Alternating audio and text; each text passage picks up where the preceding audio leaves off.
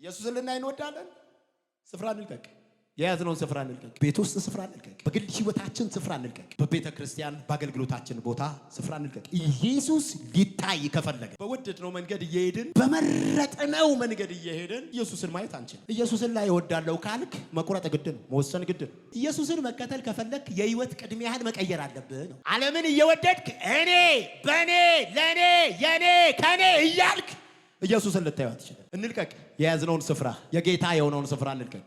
በቤታችን ውስጥ ይዘን ይሆን? አባወራነት የሰጠንን እድል ተጠቅመን፣ አስተዳዳሪነት የሰጠንን እድል ተጠቅመን ቦታ ይዘን ይሆን?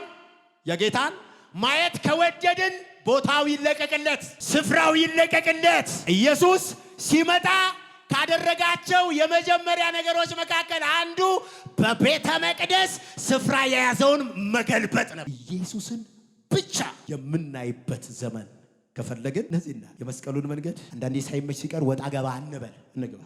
መንገዱ ባይመችም ፍጻሜው ግን ክብር አለበት። ኢየሱስን ማየት ከፈለግን ስፍራ እንልቀቅ። ስፍራ ይዞ ቦታውን ሞልቶ በተለያየ ጥበብና ዘዴ እና ጌታ ሆይ ብንለው የት ይመጣል? ቦታው ተይዟል። መጀመሪያ ቦታው መለቀቅ አለበት። ጌታን የምናይበት ዘመን እግዚአብሔር ያደርገልን።